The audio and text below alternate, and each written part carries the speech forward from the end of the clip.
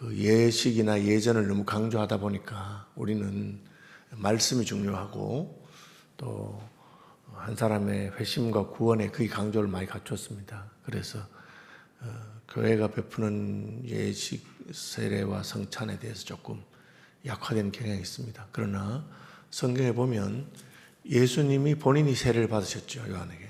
요한이 제가 어떻게 감히 드리겠습니까? 그래도 예수님이 세례를 받으셔서 우리의 본이 되시고, 또 오늘 본문에 보니까 예수님이 직접 세례를 베푸셨습니다. 그리고 제자들에게 세례를 베풀라고, 오늘 본문에 보니까 제자들도 세례를 베풀었고요. 그리고 지상명령에 보면 내가 너에게 분부한 모든 것을 가르쳐 지키게 하라. 그래서 그 지상명령 중에는 아버지와 아들과 성령의 이름으로 세례를 베풀고, 그리고 가르치게 하라. 세례 베푸는 것도 교회가 이어받아야 될 예수님의 교훈 가운데 있으니까 예수님은 세례를 굉장히 중요하게 생각한 것을 알 수가 있습니다. 그래서 교회도 이 세례에 대해서 중요하게 생각해야 되고, 세례가 우리가 하나님의 나라의 백성이 되는 데 있어서 중요한 그 하나님의 은혜의 방편인 것을 기억하시기를 바랍니다. 세례는 이제 교회 앞에 공적으로 고백을 하고 교회의 회원이 되는 것입니다. 저는 세례 문답할 때마다 늘 그렇게 이야기하는데 결혼식하고 같다고 생각하면 됩니다. 그래서 혼자 살던 사람이 남편과 혹은 아내를 만나서 결혼하면 새로운 가정을 이루게 되는 것이죠. 영적으로 우리는 예수님을 우리의 신랑으로 받아들여서 나는 그분의 아내가 되고 하나님의 자녀가 된다 하는 것을 공적으로 고백하는 것입니다. 그래서 세례는 하나님과 우리 사이에 이렇게 1대1의 관계의 의미도 있지만 회중 앞에서 나는 이제 하나님의 자녀가 되었다 하는 것을 고백하는 겁니다. 마치 결혼식이 둘이 사랑하니까 그냥 사람 필요 없이 우리 둘이 그냥 살면 된다 그렇게 하지 않고 양가의 친척들을 모으고 자기 친들을 모아서 이제 우리 두 사람은 부부가 되었습니다 하고 선포하는 것과 같습니다. 그래서 세례를 받게 되면 이제 나는 예수 믿는 사람이다, 나는 서울시민교회 교인이다, 그런 것을 고백하는 것이죠. 세례받은 사람만 성찬에 참여하는 것은 이제 세례를 받았으니까 우리 가족이 되었다, 식구가 되었다. 그래서 가족은 같은 식탁에서 밥을 먹는 거잖아요. 주님의 식탁에서 우리 함께 먹는다, 마신다, 그런 의미가 있습니다. 우리가 이 세례받은 것에 대해 중요하게 생각해야 되고, 세례받은 것에 대해서 또 의미를 가져야 됩니다. 그래서 서울시민교회는 우리 교회 교적부에 올라있는 사람들은 뭐 2,000 몇백 명 되지만 세례받은 사람은 한 1,500명 정도 됩니다. 그럼 1,500명 우리 교회 성찬 회원이라고 해서 그렇게 해야 됩니다. 그래서 이 부분에 있어서 예수님이 세례를 굉장히 중요하게 가르쳤다는 것을 우리가 먼저 기억할 필요가 있습니다. 근데 이제 예수님만 세례를 준 게 아니고 사실은 요한이 먼저 세례를 베풀었거든요. 요한이 세례를 베푸는데 이제 유대인들은 구약에는 세례라기보다는 정결례라고 했어요. 정결례가 뭐냐면은 손과 발을 씻는 거예요. 그래서 가나 혼인잔치에도 보면은 손을 씻는 그런 항아리가 있다. 또 예수님이 그 바리새인 시몬의 집에 갔을 때 나는 내가 네 집에 갔을 때 너는 내게 발 씻을 물 주지 않았다. 그렇게 덥고 먼지가 많이 나는 지역이기 때문에 집에 들어가기 전에 손발을 씻는 그런 풍습이 있어요. 그것이 이제 종교적이고 영적인 의미가 더해져서 우리가 손과 발을 씻는데, 세례 요한이 처음 했는 것인가에 대해서는 논란이 있습니다. 팔레스타인의 유대 광야 이런 데 보면은 에센파라든지 이런 분들이 세례 의식을 베풀었다는 그런 고고학적인 증거가 남아있고 하기 때문에 아마 그 당시에 이제 손과 발을 씻는데 손발뿐 아니고 몸을 물에 담궈서, 그래서 자기를 정결하게 하는 표시로 그렇게 했던 것 같습니다. 어쨌든 요한이 세례를 주면서 요한은 자기 세례가 하나님 앞에 나가기 전에 자기를 깨끗하게 하는 회개의 표시인 것을 분명히 말했습니다. 그래서 또 많은 사람들이 요한을 선지자로 생각하기 때문에 요한에게 와서 세례를 받았습니다. 근데 이제 유대인들 가운데서 이 요한이 세례 주는 것에 대해서 이제 의의를 제기하거나 논란하는 게 있습니다. 그래 보면은 요한의 제자 중에서 한 유대인과 더불어 정결 예식에 대하여 변론이 되었다. 그렇게. 그래서 아마 너희 선생님이 세례를 주는 게 구약의 율법에 따르면 정결 예식을 확장해서 혹은 정결 예식의 다른 표현으로 그렇게 하는 모양인데 부정한 것을 만졌으면 손을 씻는다든지 그런 것 같은데 이제 너희 선생님은 왜 세례를 주느냐? 사람을 물에 담그느냐? 뭐 그런 걸 물어볼 수 있고요. 그 다음에 너희 선생님 무슨 권세를 가지고 그렇게 했느냐? 그 다음에 요즘 보니까 예수님이라고 하는 분도 세례를 주던데 무슨 관계가 있느냐? 예수님은 왜 또 세례를 주느냐? 뭐 이런 논란이 있었던 것 같습니다. 그래서 이 제자의 유대인하고 정결 내시고 변론하던 제자가 아니 우리 선생님은 세례를 주는데 왜 예수님도 왜 세례를 주는가?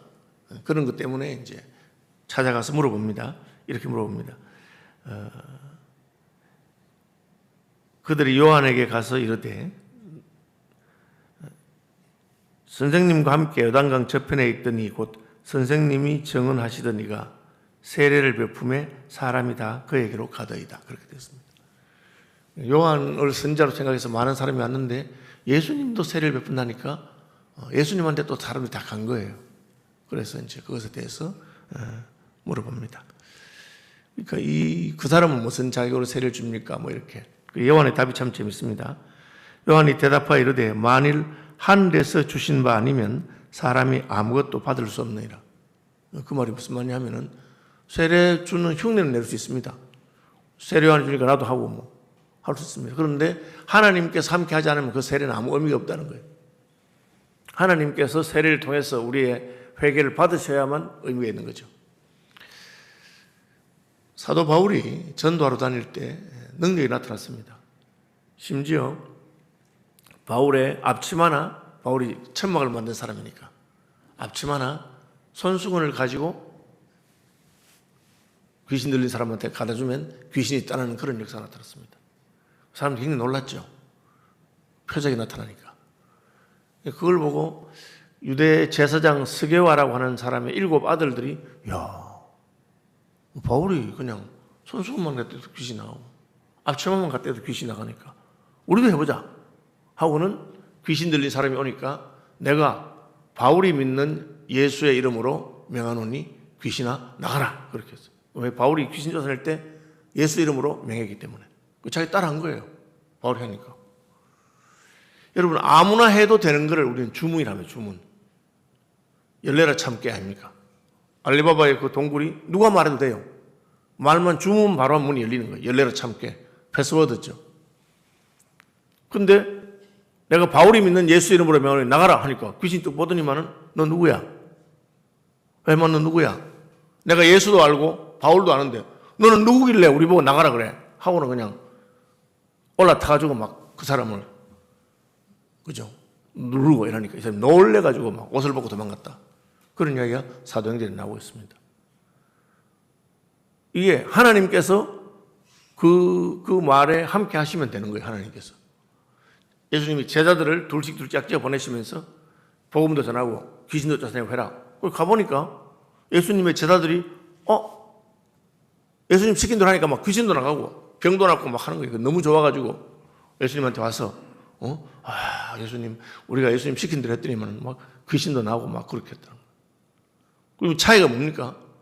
하나님께서 함께 하시는 거죠. 이 요한에 말하면 만일 하늘에서 주신 바가 아니면 그렇게. 이 복음서의 마지막에 보면은 주께서 그 따르는 표적으로 제자들과 함께 하시면서 증거하셨다. 내가 함께하는 사람이다. 그렇죠. 이제 저는 신학을 공부해 보니까 신학 공부하고 무슨 신학 박사, 전도학 박사, 설교학 박사, 그 박사 받으면 뭐 하겠어요? 설교를 하는데 하나님의 능력이 함께 하셔서 하나님이 회중들 가운데 역사하는 게 중요한 거예요. 전도학 박사 아무리 봐도 전도 한 명도 못하면 그 전도학 박사가 무슨 소용이 있겠어요? 하나님께서 복음을 전할 때 회심이 일어나게 하고 그게 중요한 거죠. 그러니까 결례를 하는데 왜 전에하고는 다르게 물에다가 사람 빠뜨리는 그런 세례라고 하는 것을 새로 만들으셨어요? 뭐 이렇게 이제 막 논쟁이 하는데 그러다 보니까 이제 예수님이라고 하는 분도 또 세례를 주는데 그러면 누구 세례가 진짜입니까? 누가 오리지널입니까? 원조는 누굽니까? 혹은 뭐 이제 이런 가지고 막 논란이 있는데 요한한테 와서 물어보는 거예요. 선생님, 전에 선생님이 세례 줬던 그 사람이 또 자기도 뭐 하나 차렸는지 모르겠는데 뭐 세례를 주고 난립니다. 그러니까 요한이 대답하는 말이에요. 하나님이 함께 하시는 게 중요하지. 뭐 그걸 너희가 말할 게 없다. 여러분, 다른 사람 신경 쓸 게 아니고 우리가 세례를 베풀 때 하나님이 함께 하시는가? 우리가 예배할 때 하나님이 함께 하시는가? 하나님이 함께 하지 않으면 그 따라 해봤자 아무 소용없는 겁니다. 그냥 뭐 흉내만 내는 거죠. 내가 말한 바 나는 그리스도가 아니요 그의 앞에 보내심을 받은 자라고 한 것을 증언할 리는 너희니라. 너희들이 가거든 예수님이 그분이 바로 내가 증언하던 분이니까 나는 사실 아무것도 아니다. 그냥 하나님이 하라고 해서 한 거다. 굉장히 겸손하죠.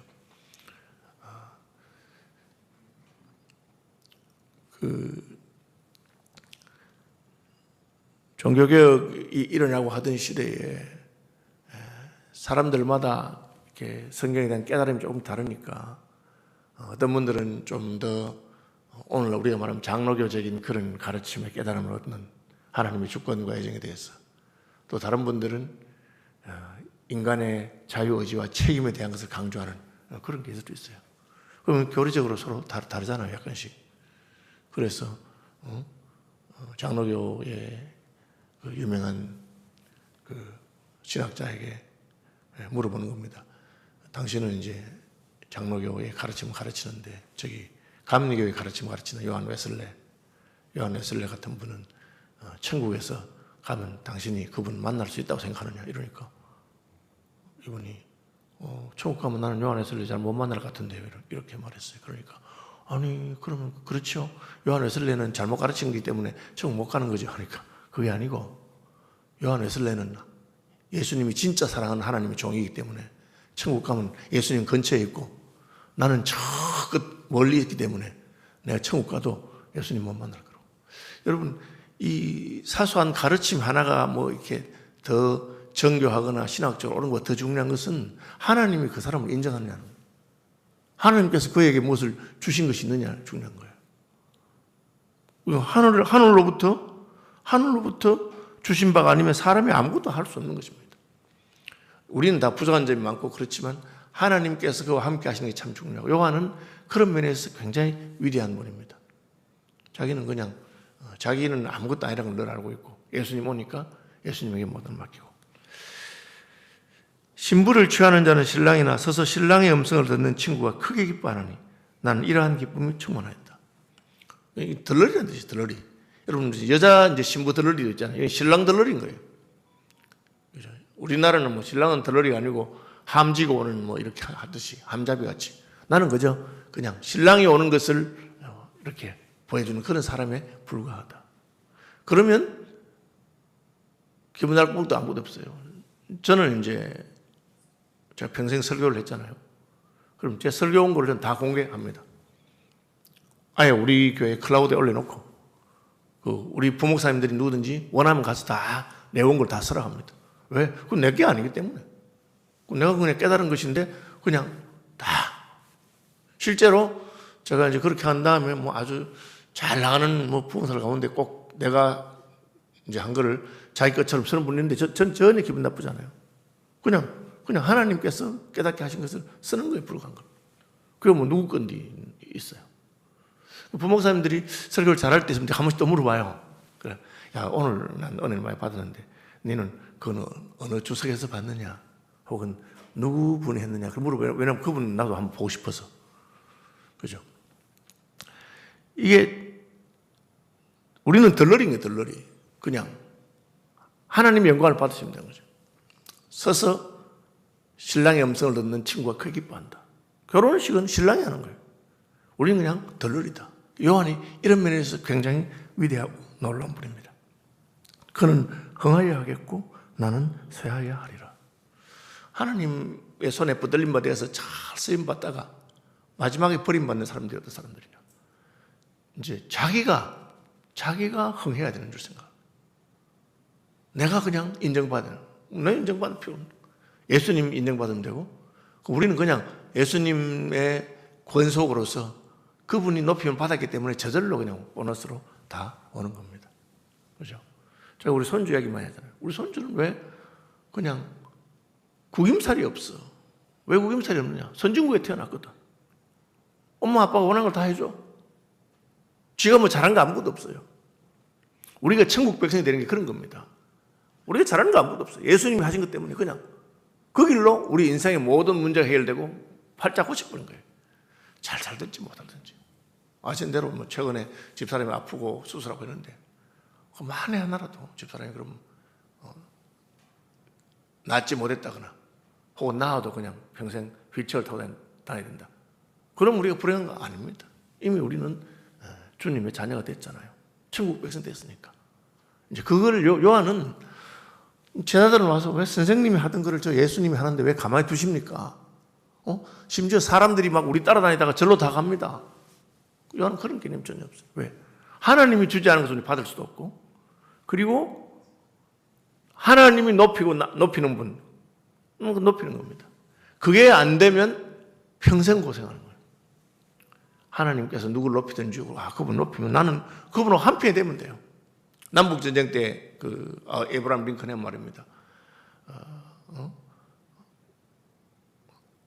하나님이 우리 편을 도와달라고 그렇게 기도하지 말고 우리가 하나님 편이 되면 된다. 우리가 하나님 편이 되면 된다. 하나님 저 사람 편 되지 뭐 내 편 되지 뭐 그렇게 하지 말고 내가 하나님 편이 되면 그러면 하나님의 승리와 영광을 같이 누리게 되는 겁니다. 예, 기도합니다. 하늘에 계신 우리 아버지의 이름을 거룩하게 하시며 아버지의 나라가 오게 하시며 아버지의 뜻이 하늘에서와 같이 땅에서도 이루어지게 하소서. 오늘 우리에게 일용할 양식을 주시고 우리가 우리에게 잘못한 사람을 용서하여 준 것 같이 우리 죄를 용서하여 주시고 우리를 시험에 빠지지 않게 하시고 악에서 구하소서. 나라와 권능과 영광이 영원히 아버지의 것입니다. 아멘.